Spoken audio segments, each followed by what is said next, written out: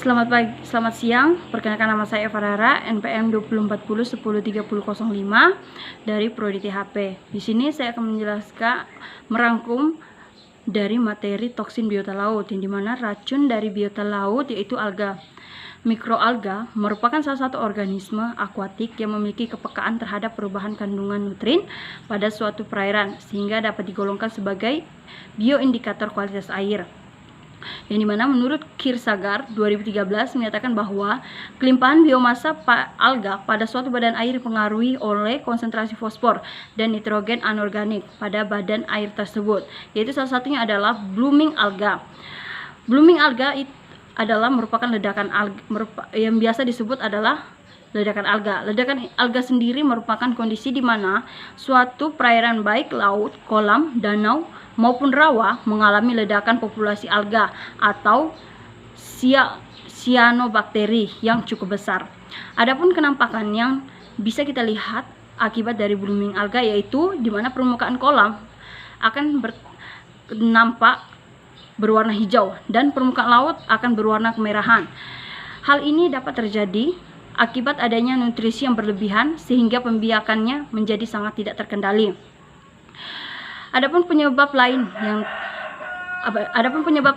yang dapat membuat blooming alga terjadi yaitu adalah pemanasan global yang mengakibatkan suhu perairan meningkat yang akan memicu aktivitas metabolisme alga dan mengakibatkan aktivitas pembelahan sel yang dilakukan berlangsung lebih cepat.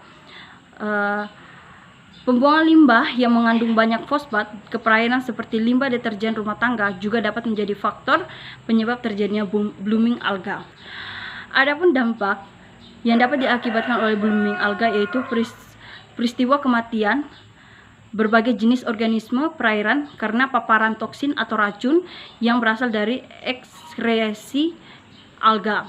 Selain itu, kadar oksigen terlarut di dalam air menjadi berkurang karena terjadi perebutan oksigen antar alga dan biota di dalam air yang lain.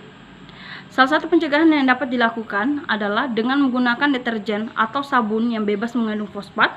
Dengan begitu jumlah fosfat di perairan akan semakin berkurang sehingga peristiwa blooming alga dapat dihindari. Pada kolam dengan warna yang sangat hijau disebabkan adanya ledakan populasi alga hijau akibat pemberian pakan ikan yang berlebihan. Pakan ikan yang berlebihan akan menjadi nutrisi tersendiri bagi para alga sehingga pembiakannya menjadi sangat tidak terkendali. Lain lagi pada air laut, penyebab perubahan air menjadi warna merah bisa disebabkan oleh ledakan populasi alga merah, di mana alga ini menghasilkan pigmen merah yang bisa disebut juga dengan picoerythrin. Ledakan alga merupakan suatu peristiwa yang biasa terjadi di ekosistem perairan, baik perairan air tawar maupun laut. Namun sifat ledakan alga dapat berubah sangat beracun dalam kondisi tertentu. Ledakan alga beracun biasa disebut dengan harmful alga bloom atau singkatannya adalah HAB. Adapun HAB dapat dikategorikan menjadi dua, yaitu red and tide maker and toxin producer.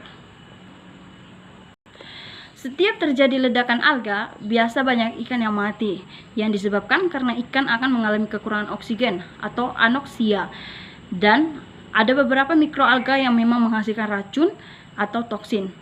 Para ilmuwan atau peneliti kelautan belakangan ini menemukan beragam jenis alga, yaitu spesies yang hidup di laut yang ternyata berbahaya bagi kehidupan manusia karena kandungan racunnya. Adapun jenis alga yang beracun atau harmful alga blooms atau HABs merupakan santapan bagi ikan dan makhluk hidup laut lain seperti kerang, cumi-cumi, dan sebagainya. Berbagai langkah untuk minimalkan dampak dari perkembangan organisme bahaya tersebut telah diupayakan. Hal tersebut dilakukan guna menjamin keamanan dari makanan laut, seafood, untuk dikonsumsi masyarakat luas. Berdasarkan data dari Junior Balai Besar Riset Pengolahan Produk-Produk dan Bioteknologi Kelautan dan Perikanan, kematian massal ikan disebabkan oleh ledakan alga jenis red tide maker. Peristiwa HAP yang masuk kategori ini ditandai dengan berubahnya warna permukaan air sesuai pigmen spesies fitoplankton yang populasinya melonjak. Perubahan warna ini kadang tampak disertai busa. Ada sekitar 300 jenis alga yang terkategori sebagai HABs beracun yang tersebar di seluruh dunia. Penelitian di Indonesia menunjukkan bahwa sekitar 35 jenis alga beracun hidup di perairan Indonesia. Ada jenis alga paralitik, shellfish, poisoning, atau biasa disebut dengan jenis yang beracun dan berbahaya bagi saraf yang tersebar di tiga perairan Indonesia. Perairan yang perlu diwaspadai tersebut adalah perairan Ambon, Teluk Kao, dan perairan Lampung.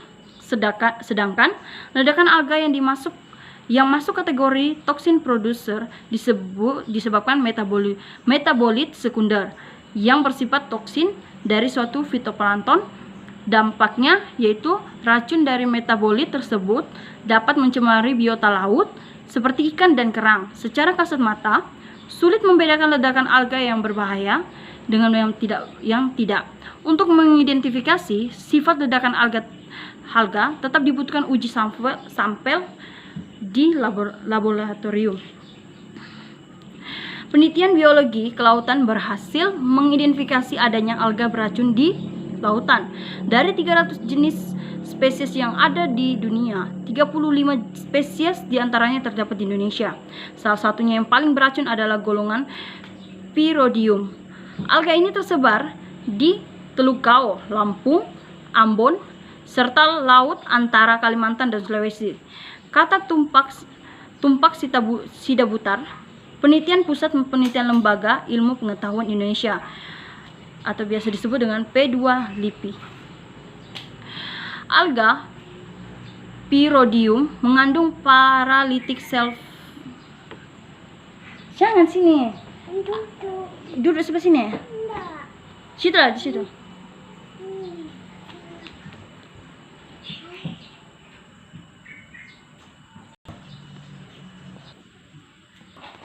Dari sekian banyak penjelasan, adapun cara pencegahan blooming alga yang dimana sampai saat ini belum ditemukan cara efektif yang dapat menangani permasalahan blooming alga. Namun, kita selaku masyarakat yang peduli terhadap lingkungan juga dapat melakukan hal-hal kecil yang dapat mencegah terjadinya blooming alga. Yang dimana salah satunya adalah dengan menggunakan berbagai jenis deterjen atau sabun yang bebas mengandung fosfat. Dengan begitu, jumlah fosfat di perairan akan semakin berkurang sehingga peristiwa blooming alga dapat dihindari. Sekian dan terima kasih atas kesempatannya. Inilah yang dapat saya sampaikan. Jika ada kata yang salah, mohon dimaafkan. Sekian dan terima kasih.